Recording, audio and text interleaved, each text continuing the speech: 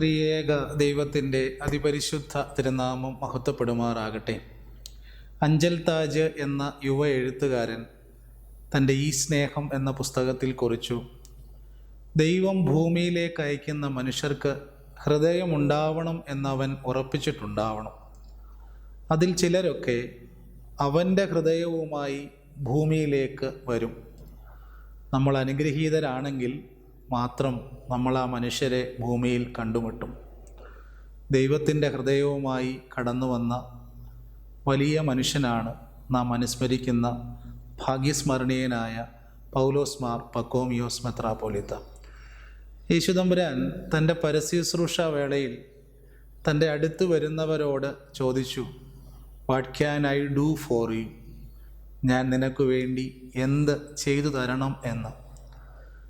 തൻ്റെ അടുക്കിലേക്ക് വരുന്നവരുടെ ആവശ്യങ്ങളുടെ സത്യസന്ധതയും ആത്മാർത്ഥതയും നിർമ്മലതയും ഉത്തമമായി മനസ്സിലാക്കി നല്ല വഴികൾ തുറന്നു കൊടുക്കുവാനുള്ള ദൈവഹൃദയത്തിൻ്റെ വിശാലതയുള്ള ഇടയശ്രേഷ്ഠനായിരുന്നു ഭാഗ്യസ്മരണീയനായ പൗലോസ് മാർ പക്കോമിയോസ് മെത്രാപ്പോലീത്ത.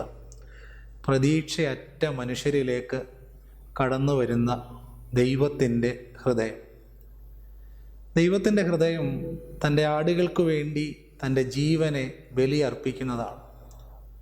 ക്രിസ്തു തൻ്റെ ജീവൻ ബലിയർപ്പിച്ച് നേടിയിട്ടുള്ളതാണ് ഈ സഭ. പരിശുദ്ധ സഭയുടെ ഭിത്തിയെ ബലവത്തായി സംരക്ഷിക്കപ്പെടണമെന്ന ഉത്തമ ബോധ്യം ഈ ഇടയശ്രേഷ്ഠനുണ്ടായിരുന്നു. അതുകൊണ്ടാണ് അദ്ദേഹം പലപ്പോഴും പറഞ്ഞത്, സഭയാണ് എൻ്റെ ജീവനേക്കാൾ വലുത് എന്ന്. സഭാ മക്കൾക്ക് വേണ്ടി അവരുടെ എല്ലാ പ്രതിസന്ധികളിലും അവരെ ചേർത്ത് പിടിക്കുവാനും അവരിൽ ഒരാളായി നിൽക്കുവാനും അഭിവന്യ പിതാവിന് സാധിച്ചു. അവരുടെ സന്ധിയില്ലാ സഹന സമരങ്ങളിലൊക്കെ നേതൃത്വം നൽകുന്നതിനും, പ്രത്യേകിച്ച് വടക്കൻ ഭദ്രാസനങ്ങളിലെ നേതൃത്വം നൽകിയ ഈ പിതാവിന് സാധിച്ചിട്ടുണ്ടത്. ഭരണ തലപ്പത്ത് ഇരിക്കുന്നവരോട് സഭയ്ക്കുറപ്പാക്കേണ്ടുന്ന നീതിയെക്കുറിച്ച് വാദിക്കുവാനും പോരാടുവാനുമുള്ള ഒരാത്മധൈര്യം അദ്ദേഹത്തിനുണ്ടായിരുന്നു. തൻ്റെ നിലപാടുകൾ വ്യക്തമാക്കുവാനുള്ള വലിയ ആത്മധൈര്യം ആ ഹൃദയത്തിൻ്റെ സവിശേഷതയുമായിരുന്നു.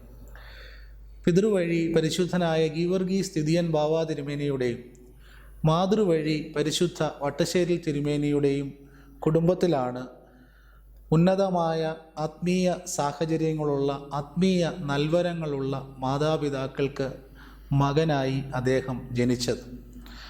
ഉന്നതമാക്കേണ്ടിയിരുന്ന പല സാധ്യതകളും ഉപേക്ഷിച്ച് അനുസരണത്തിൻ്റെയും ദാരിദ്ര്യത്തിൻ്റെയും വ്രതനിഷ്ഠയുടെയും ബഥനി സമൂഹത്തിൻ്റെ സാധാരണ ജീവിതം അദ്ദേഹം തിരഞ്ഞെടുത്തു. തൻ്റെ സാധാരണ ജീവിതത്തിലൂടെ തനിക്ക് ലഭിച്ചതെല്ലാം തൻ്റെ ഭദ്രാസനത്തിന് നൽകിയാണ് പിതാവ് ദൈവസന്നിധിയിലേക്ക് മടങ്ങിയത്. 2002 രൂപീകൃതമായ മാവേലിക്കര ഭദ്രാസനത്തിൻ്റെ തയോഭവൻ അരമന, 2012 അദ്ദേഹത്തിൻ്റെ വിടവാങ്ങലിന് ശേഷം ഉയർത്തിയ പൗലോസ് മാർ പക്കോമിയോസ് ശാലയം ഭവൻ, പൗലോസ് മാർ പക്കോമിയോസ് കാരുണ്യ ഭവൻ പിതാവിൻ്റെ സാധാരണ ജീവിതത്തിലൂടെ, അധ്വാനത്തിലൂടെ, സമ്പാദ്യത്തിലൂടെ പടുത്തുയർത്തിയ ദൈവസ്നേഹത്തിൻ്റെ മന്ദിരങ്ങളാണ്. സ്നേഹിക്കുക എന്നതിന് എപ്പോഴും ഭംഗിയായി ഓർമ്മിക്കുക എന്നുകൂടി അർത്ഥമുണ്ട്. ദൈവത്തിൻ്റെ ഹൃദയമുള്ള ആ സ്നേഹം എപ്പോഴും ഓർമ്മയായി തന്നെ നിലനിൽക്കുന്നു. ആ മധ്യസ്ഥതയിൽ അഭയം പ്രാപിക്കുന്നു. ആ സ്നേഹത്തിൻ്റെ കാഴ്ച ഇന്നും മധ്യസ്ഥതയായി നിലനിൽക്കുന്നു. ദൈവം അനുഗ്രഹിക്കട്ടെ.